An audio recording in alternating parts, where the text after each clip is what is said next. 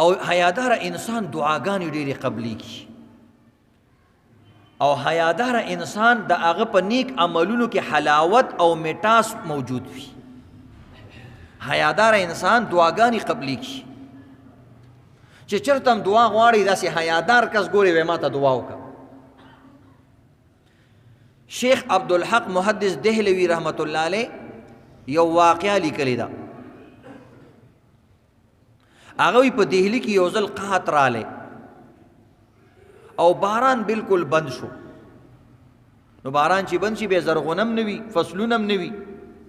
نو خلک ډېر زیات تکلیف سره مخامخ شو علما قاریان نیکان صالحان پیران ټول خلک چې کم دی د دې لپاره فکرمند شو چې د دې سهل راویستل پکار دي نو علما او صلحا او نیکانو خلکو ته دا طریقه وښودله چې د استسقا دپاره مونځ وکئ او دعا وکئ روزئ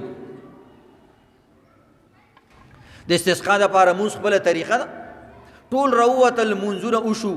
اوږد مونځ به کې د دې دپاره او بعض وایي نه صرف دعا ده دعا وکړه بهرحال دعاګانو مونځونو نفلونو باندې خلک ستړي شو مازیګره پورې ولاړو باران نه کېدو په دې کې یو نوجوان داسې د لرې نه راروانو او یو سورلی مو سره وه او په هغه سورلی د پاسې څوک کېنولی ښکاره کېده نه چې دا څوک دی مخې پټو دا چې رالی ویې کتل ډېر خلک راجمع شوي د چا نه یې تپوس وکړلو چې دا څه چل شوی دی خلکو ورته ته خو عجیبه سړی خلک څومره تکلیف سره مخامخ دي او څومره سختی ده هر طرف ته مونځونه کېږي دعاګانې کېږي دا ټول خلک هم د دې دپاره راجمع شوي د الله نه سوال او زاري کوي چې الله موږ باندې رحم وکړي دعاګانې کوي او ته وایې دا څه چل شوی دی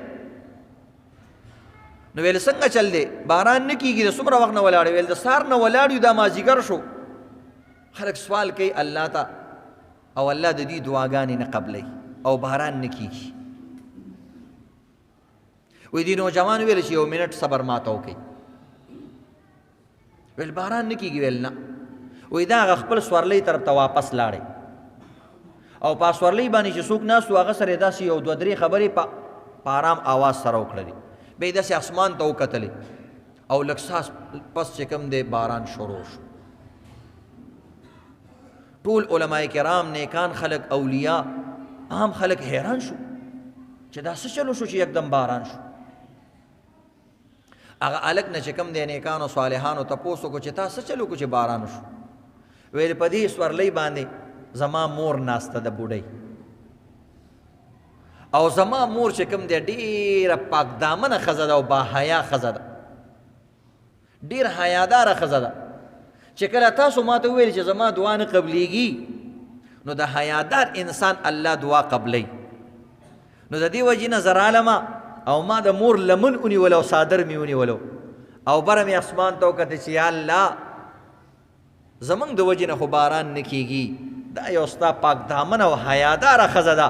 ټول عمر یې په حیا کې تېر کړی دی یا الله د دې ښځې د حیا د برکت نه او د دې ښځې د برکت نه په موږ باندې باران وکړي وی الله رب العزت فوراً باران وکړلو پاک دامنی او نیک کرداری نیک کردار دومره اعلی چیز دی الله که متاثره کوي او الله رب العزت په چا باندې رحم کوي نو یو نیک عمل او یو نیک کردار انسان کردار الله رب العزت ډیر متاثره کوي